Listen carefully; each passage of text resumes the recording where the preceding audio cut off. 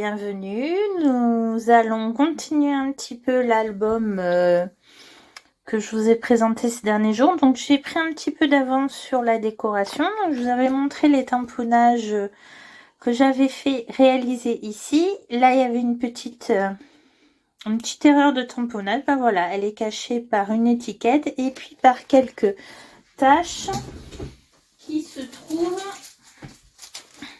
sur ce tampon. Donc à part. Donc vous voyez que pour faire justement ces tâches, j'ai fait pareil ici. Je suis venue réaliser un cache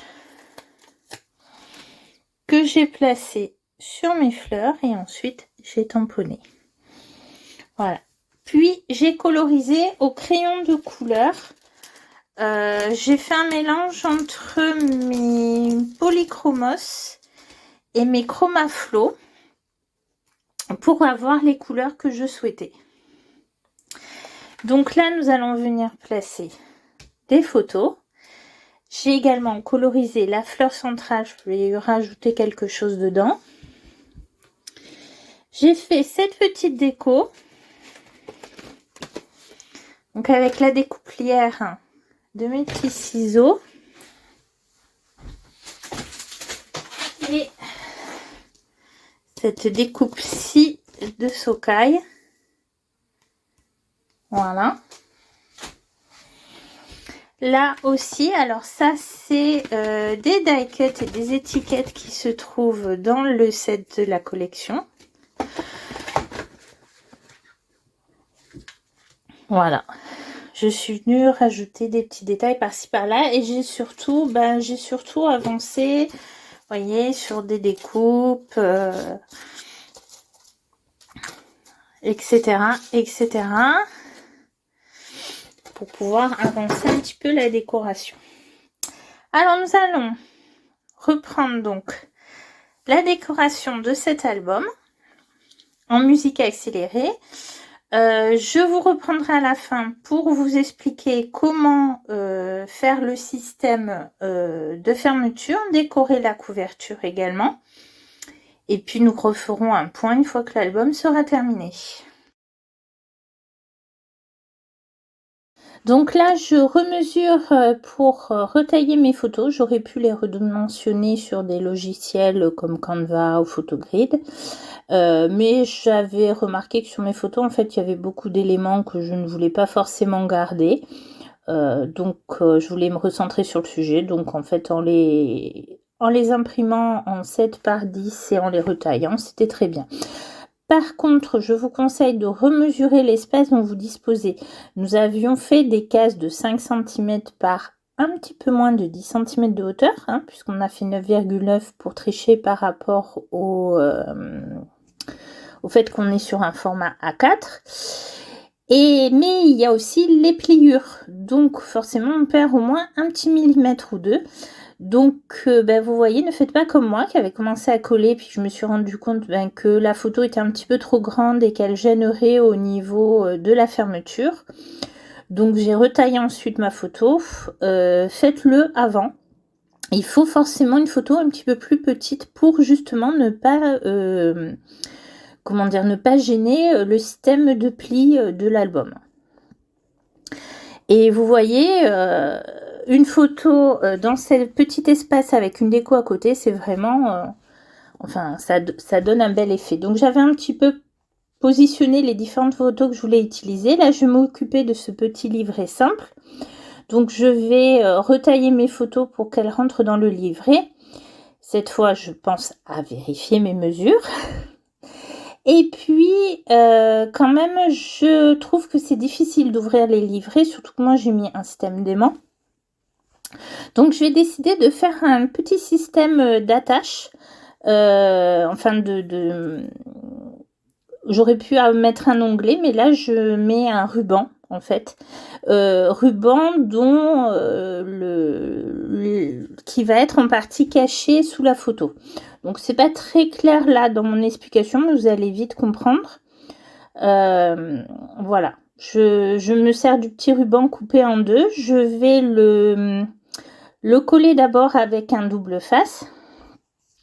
Et ensuite, par-dessus, va y avoir la photo collée à nouveau. Donc, ça va un petit peu renforcer ce système.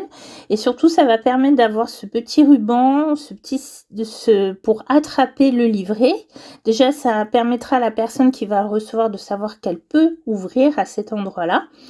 Et puis de l'attraper assez facilement pour l'ouvrir. Parce que les aimants que j'ai, quand même, fonctionnent bien. Donc, ils sont assez costauds. Et après, au niveau de la décoration, ben, j'ai fait très simple. Le livret est pas très épais. Si on met beaucoup d'épaisseur, faut peut-être prévoir plusieurs petits millimètres pour ce qui est au niveau de du pli, afin de faciliter ensuite l'ouverture et la fermeture du livret. Donc, vous voyez l'avantage d'avoir ma petite boîte avec tous mes petits éléments découpés à l'avance. C'est que j'ai plus qu'à chercher, à piocher dedans. Alors, ça facilite pas forcément... voilà, on tâtonne quand même. Mais c'est vrai que ça va beaucoup plus vite que si on faisait les éléments au fur et à mesure. Ce que j'ai un petit peu l'habitude de faire d'habitude. Mais voilà. Donc, il y a également des petites étiquettes. J'ai également imprimé quelques textes de tampons Happy Little Fox, entre autres.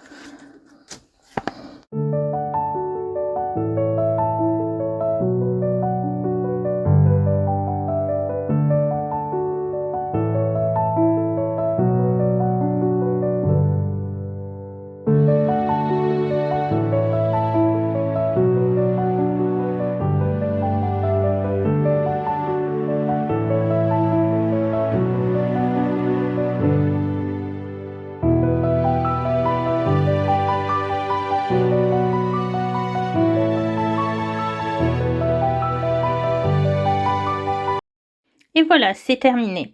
Alors, on va faire de même, vous voyez un petit peu ici. Mais bon, là, la différence, c'est que j'ai mis le stem sur le dessus, puisque de toute façon, je vais pouvoir venir le cacher avec un papier et ma photo. Ce que je ne pouvais pas faire sur l'autre livret, puisque la couverture était déjà réalisée. Après, c'est une question de mise en page, de décoration. Voilà, il n'y a rien de... Ça, c'est en fonction des... Comment dire? Des affinités, des habitudes de chacun.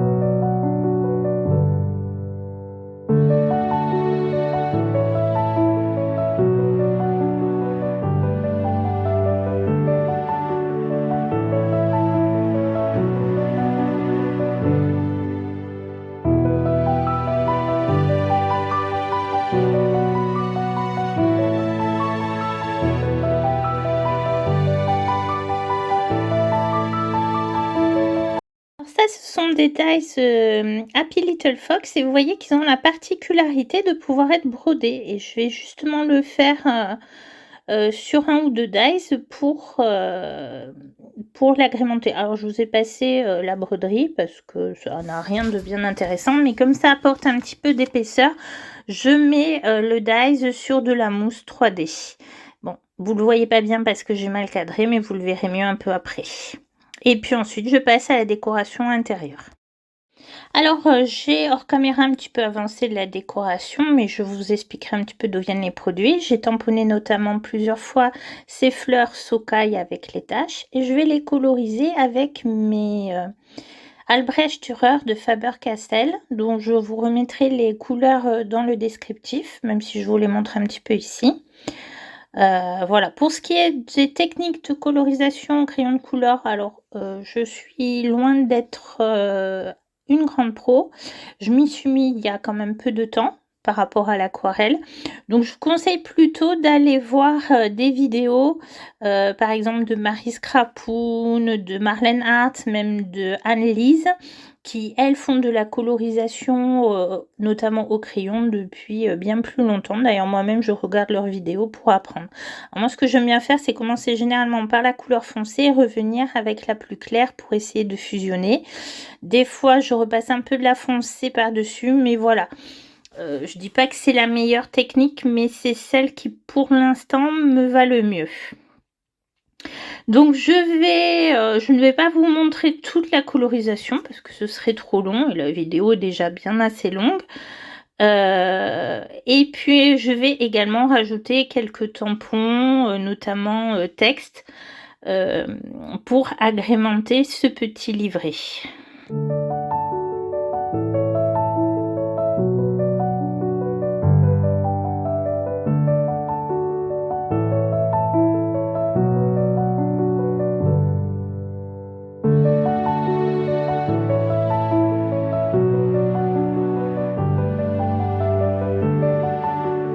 Alors on va s'attaquer ensuite au livret accordéon, mais avant je vous montre un peu comment j'ai colorisé les dies, ces dies Marguerite, de mes petits ciseaux, et c'est la même méthode que j'utilise pour coloriser d'autres dies. Donc j'ai d'abord découpé mes dies dans mon papier pollen, 210 grammes de Clairefontaine, et ensuite avec une brosse, alors c'est pas des brosses à maquillage, des vraies brosses, c'est des brosses de scrap, mais c'est le même principe. Je viens prélever de l'encre sur mon pad et ensuite en mettre un petit peu sur les différentes parties. Donc je travaille à sec, un peu comme les pochoirs, en revenant par petites zones pour créer d'abord un effet léger et puis un effet un peu plus foncé sur certaines parties. Alors c'est un petit peu plus difficile sur le cœur des marguerites car c'est tout petit, mais vous verrez que plus loin j'ai fait la même chose avec le dies lierre de mes petits ciseaux, notamment pour la couverture, et ça fait un très bel effet. Donc j'utilise la Rustic Wilderness pour faire les tiges et les feuilles. Je ne les recouvre pas entièrement, je laisse un peu une zone de blanc pour apporter un peu de lumière à ces marguerites. Et ensuite, on nettoie bien sa surface de travail, hein, n'oubliez pas. Et puis, il suffit de coller et d'assembler les éléments entre eux. Donc vraiment, rien de compliqué pour un très bel effet. Donc moi, j'ai choisi de laisser les marguerites blanches, parce que dans mon jardin, d'ailleurs, j'ai des marguerites blanches. Mais je suis sûre qu'on peut faire cela, on peut les faire d'autres couleurs. En plus, ces fleurs sont très jolies. Enfin, j'adore vraiment ce dies dont je m'étais pas vraiment servi jusqu'à présent, alors que je l'ai depuis un petit moment. Donc, on a aussi beaucoup de matériel qu'on n'utilise pas toujours.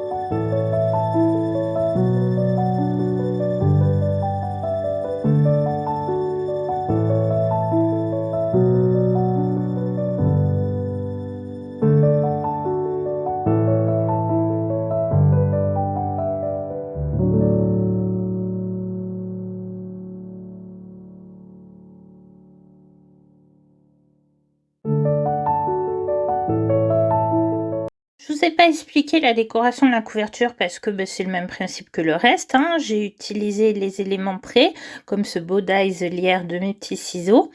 Et ensuite, je suis venue chercher pour ma mise en page. J'encre les bords de la couverture sur le dessus et le derrière de couverture, comme j'ai fait pour le reste de l'album. Et je vais utiliser ce papier très coloré pour venir habiller l'intérieur des couvertures, puisqu'en fait notre intérieur même, notre livret, est un petit peu plus petit. Donc en fait il va laisser un petit bord, et puis quand on le déplie on voit aussi l'intérieur des couvertures, donc je vais les recouvrir avec ce papier, ça va apporter un peu du dynamisme aussi. Là vous voyez que sur l'album Halloween j'avais utilisé comme système de fermeture un seul ruban. Je vais décider d'en mettre 2 par rapport à l'épaisseur, je trouve qu'il y aura une meilleure tenue. Donc là un petit peu de mesure, je vais me placer à 5 cm des bords supérieurs et inférieurs de mes couvertures. Donc là j'ai changé de côté parce que l'autre côté était pas très bien taillé, c'est quand même une partie qui va rester visible. Je fixe mes rubans à l'aide de double face et par-dessus viendra la colle et le papier, donc ça va renforcer l'ensemble. Je coupe ensuite 4 rubans de la même longueur, puisqu'il va nous en falloir 4 en tout. N'oubliez pas, quand vous vous placez, de bien réfléchir au fait que à l'endroit où vous posez vos rubans, il faut qu'ils se trouvent à l'extérieur. Alors pour ce qui est du dos de la couverture, c'est pas très grave, elle n'a pas de décoration. Mais pour ce qui est du devant, faut pas se tromper de sens, ça serait un petit peu bête.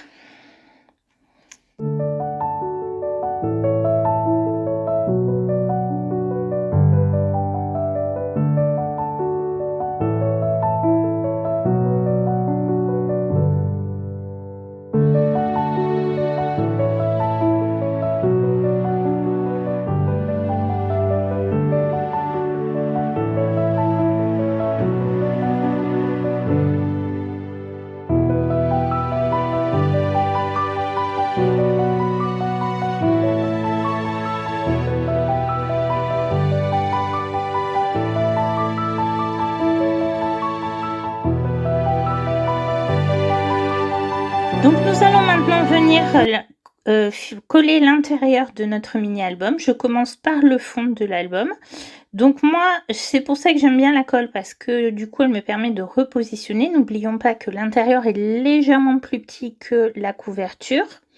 Donc ça me permet de bien vérifier, de bien voir. Je colle également le devant pour venir le coller. Pour pouvoir bien tout positionner, je vous conseille de mettre les couvertures bien en face pour être bien droit. Non seulement en respectant les petites marges, mais en étant bien droite. Une fois que je suis satisfaite, pour m'assurer que tout colle bien, je vais mettre des pinces, mais je ne les mets pas directement sur le mini, sinon elles laissent des marques. J'utilise des chutes de papier aquarelle ou de cardstock, donc un papier un peu épais, que je viens placer entre. J'ai découvert que ça m'évitait d'avoir des marques sur mes mini-albums, et tout en permettant justement de fixer l'ensemble, parce qu'il faut que la colle sèche bien. Et voilà, le mini est terminé, mais il me plaît beaucoup. Donc voilà en détail un petit peu ce que ça donne. La shaker box marche bien.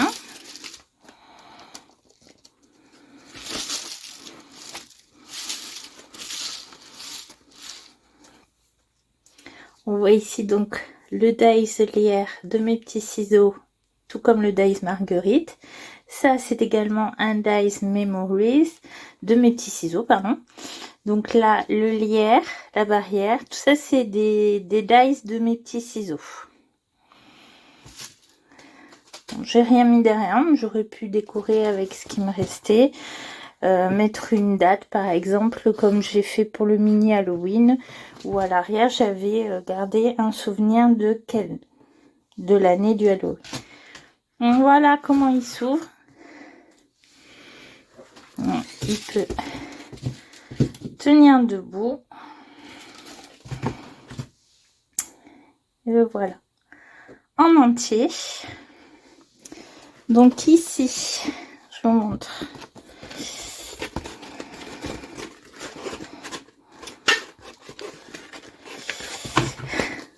J'essaye. Voilà une photo en avant le bonheur. Alors il y a des textes qui viennent notamment de tampons. Ça c'est un tampon Happy Little Fox, Dies Happy Little Fox. Donc ce mécanisme, ce petit chat est un tampon L'Arc-en-Ciel de Christelle, donc de Christelle Bille. Ici, donc j'ai rajouté, j'avais une petite tache qui me plaisait pas, j'ai rajouté un petit papillon de la collection de Socai. Ici, donc, cette petite scénette d'Aislière de mes petits ciseaux. Celui-ci est un Socai. Tout le reste vient de la collection. Donc ici, cette petite jardinière de Marguerite que nous avons fait ensemble.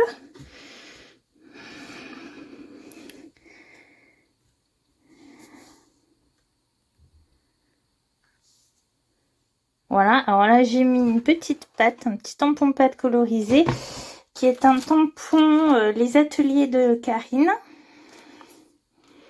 Voilà, parce qu'en fait derrière la photo nous avons le chat qui n'est pas très loin. Et ici j'ai fait assez simple avec un des die cut de la collection que j'ai retaillé pour essayer de limiter un petit peu les épaisseurs.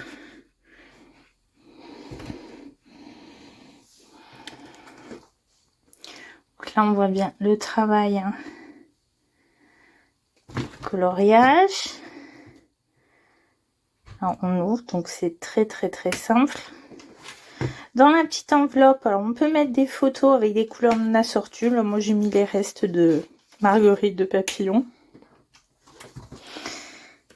Ici, donc l'autre partie. Notre petit tableau 3D. Alors ici, donc ce petit dépliant qu'on peut lire comme ceci. Alors là pareil, ce sont des tampons qui viennent de cette planche des Ateliers de Karine. Donc c'est la planche, ça fait partie du Raconte-moi 2023. Et c'est la planche animaux. Et on retrouve bien sûr là les tampons fleurs de chez Socai.